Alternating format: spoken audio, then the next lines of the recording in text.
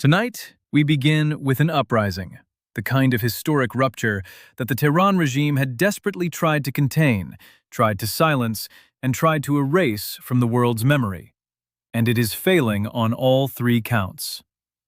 I am John, and I have spent the last several hours analyzing multiple incoming reports, open-source intelligence, and defense signals, and what's emerging is not what mainstream coverage is focusing on. I've analyzed multiple international reports, open-source intelligence, and defense signals coming from Amnesty International, Human Rights Watch, the UK House of Commons Research Library, the Foundation for Defense of Democracies, Iran International, and OSINT networks tracking real-time developments inside the country.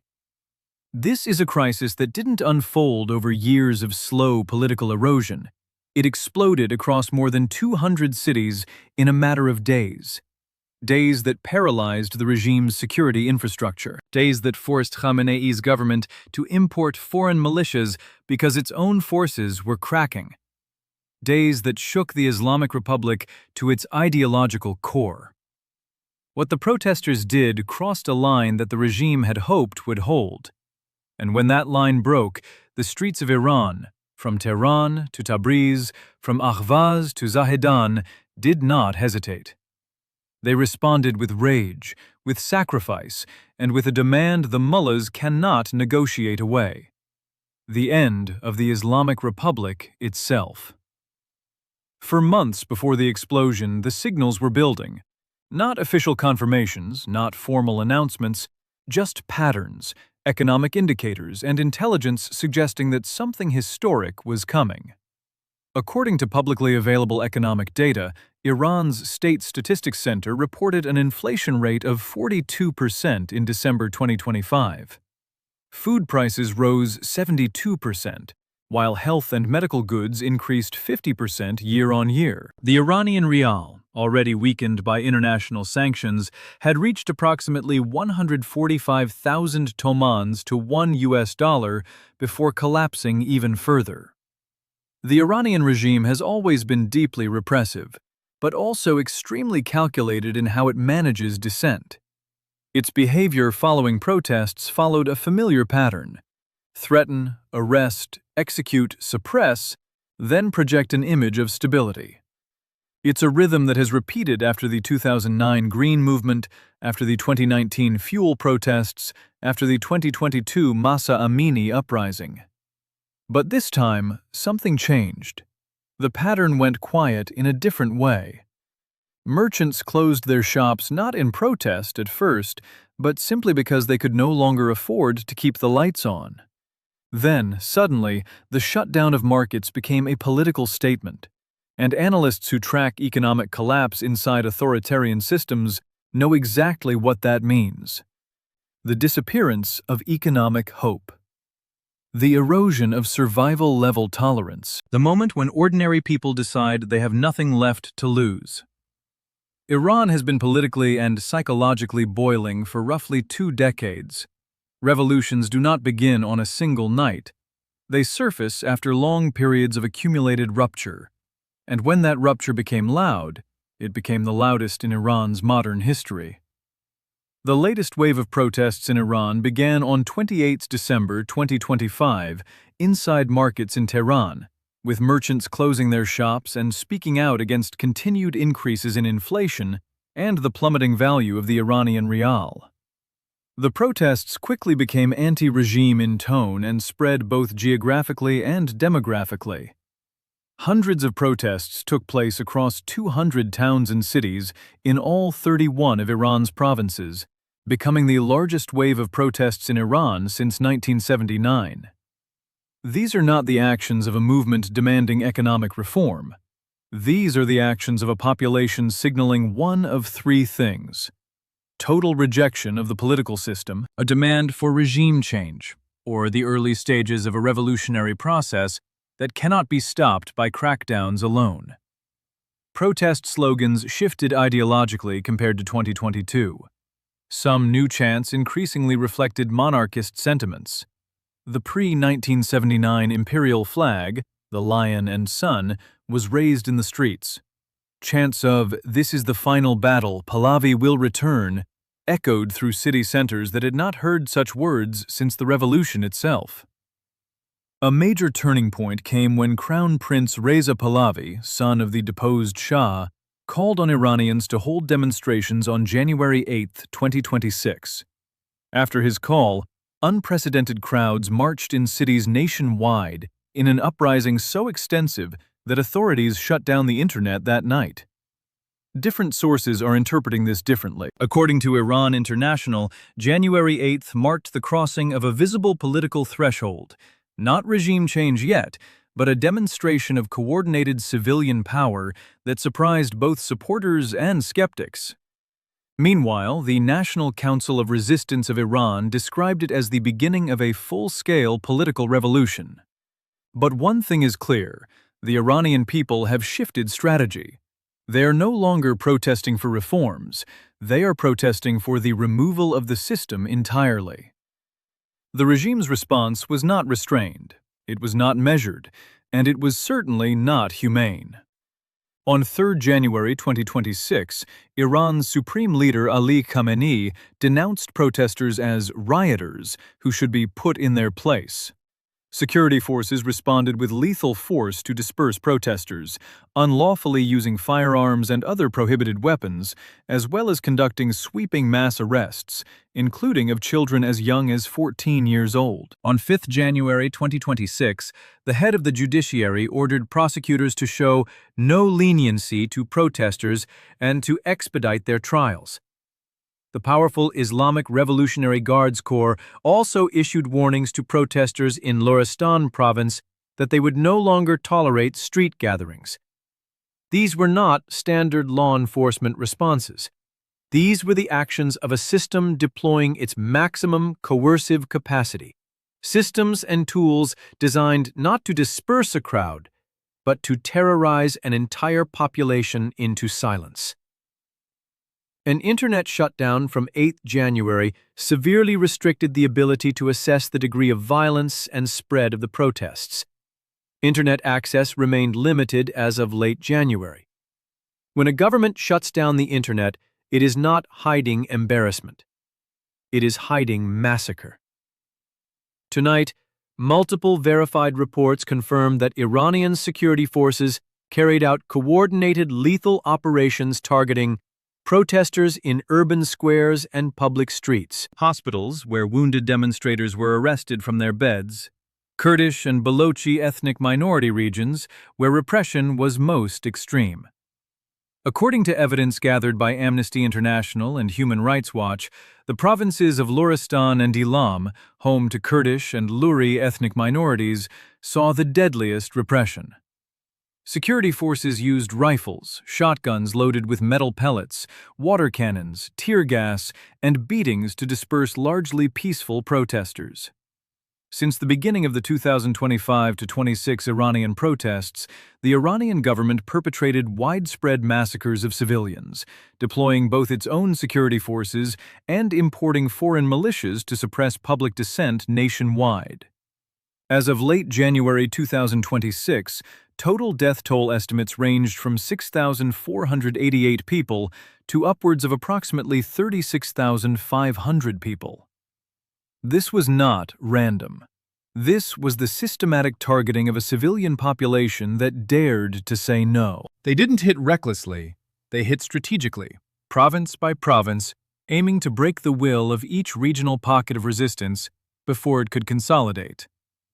The regime initiated a severe information blockade. Net blocks confirmed a nationwide internet blackout, with specific targeted disruptions on the TCI backbone in Kermanshah.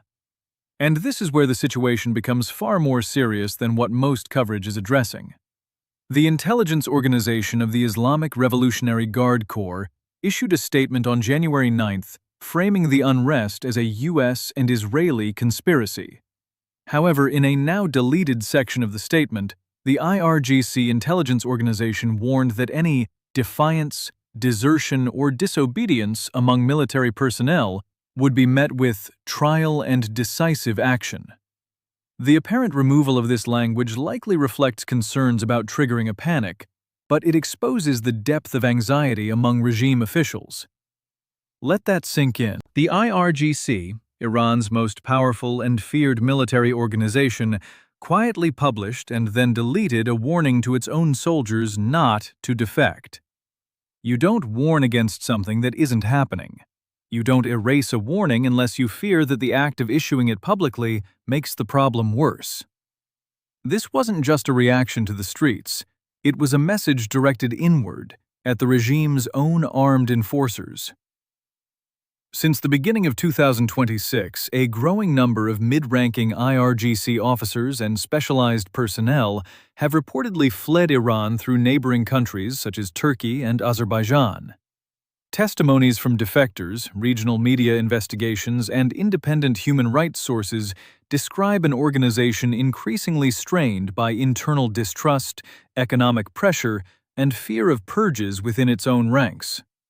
As more information comes in, the scale becomes clearer. One of the most recurring themes in accounts from former IRGC personnel is the widening gap between senior commanders and ordinary officers.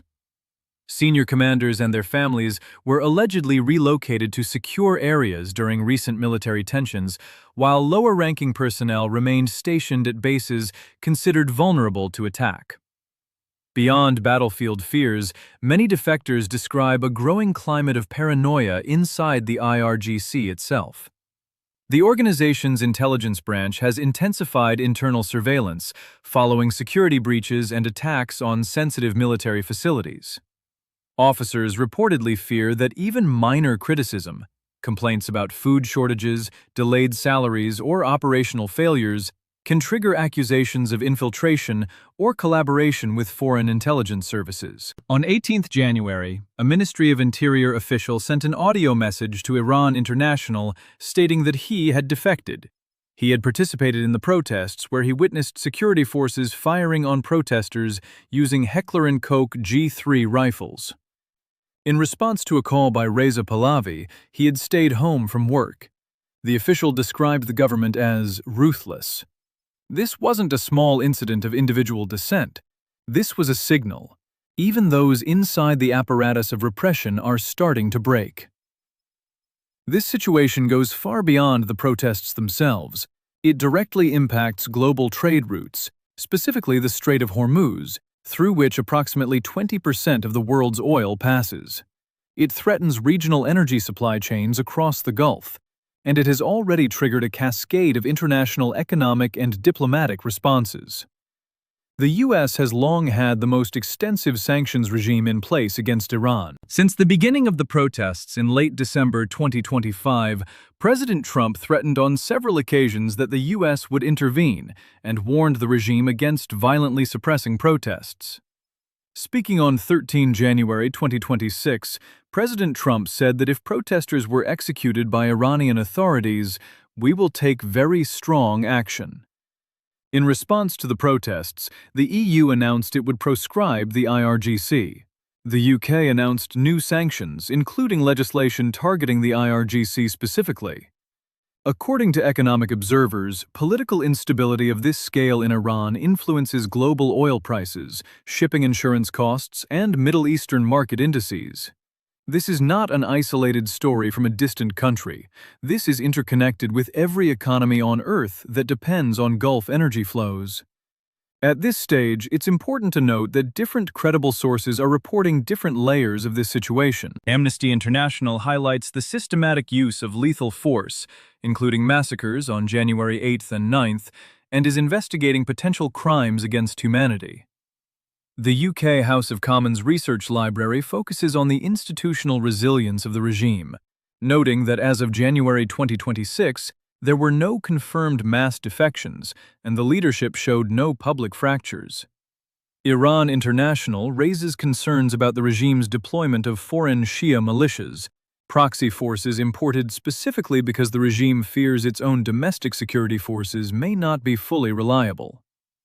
While conditions for regime collapse exist, including broad societal dissatisfaction and structural economic crisis, the Islamic Republic's resilience, rooted in its security apparatus, suggests that sudden collapse, though possible, is not the most likely outcome in the immediate term. This analysis is based on combining all available verified information, and it is deliberately honest about where the picture is clear and where uncertainty remains.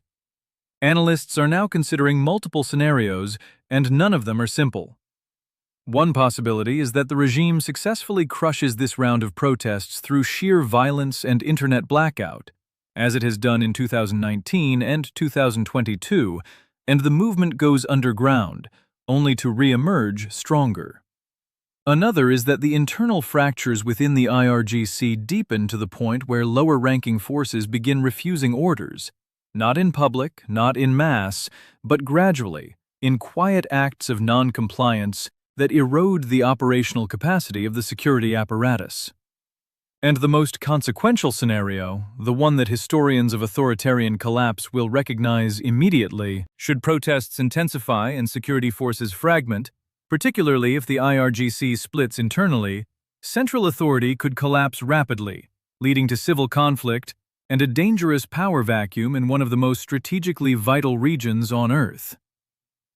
The essential contributors to regime change in Iran are defection from or division of the IRGC, and a unified domestic opposition ready and able to assume power. The IRGC is not only loyal, but is also a pillar of the regime and a stakeholder in the political system and economy. At this point, nothing is confirmed, but the indicators being documented by credible international organizations are too significant to dismiss. From my analysis, the Tehran regime now faces two clear paths forward, and both carry enormous consequences. Either the regime escalates further, pouring more lethal force onto the streets, importing more foreign militias and maintaining the internet blackout indefinitely, risking international military and economic intervention, complete diplomatic isolation, and the kind of mass casualty event that becomes impossible to contain in the long-term narrative of the regime's legitimacy. Or it steps back, ceases the killings, releases arrested protesters, and enters some form of political dialogue, and in doing so, loses the strategic momentum of fear that has kept it in power for 47 years. Classic preconditions for revolution are stacking up: economic ruin, battlefield humiliation, and a leadership that looks increasingly mortal. The Islamic Republic was built to survive exactly this kind of pressure. It has layers of fanatics, parallel security forces, and a revolutionary ideology that rewards blind loyalty. But every new development erodes the aura of invincibility. The people remember the protests. They remember the empty shelves. They remember who dragged them into this. Both options come with consequences, and neither is simple. What we are witnessing is not the end, but according to multiple credible analysts, it may well be the beginning of the end. This is John, reporting for Revolt Files. All analysis in this report is based on publicly available data from Amnesty International, Human Rights Watch, the UK House of Commons Library, the Foundation for Defense of Democracies, Iran International, the National Council of Resistance of Iran, Eurasia View Defense Analysis, and open-source intelligence networks. Situations like these evolve rapidly. Casualty figures, political developments, and ground conditions may shift significantly in the hours and days ahead. Key claims in this report have been cross-referenced across a minimum of 3 independent sources. Where facts remain unconfirmed, that has been clearly signaled using language such as, according to early reports, initial assessments suggest, and unconfirmed but emerging signals indicate. If you found this breakdown useful, make sure to subscribe and turn on notifications, because we track these developments in real time, and this story is far from over. And I want to hear your analysis. What do you think comes next?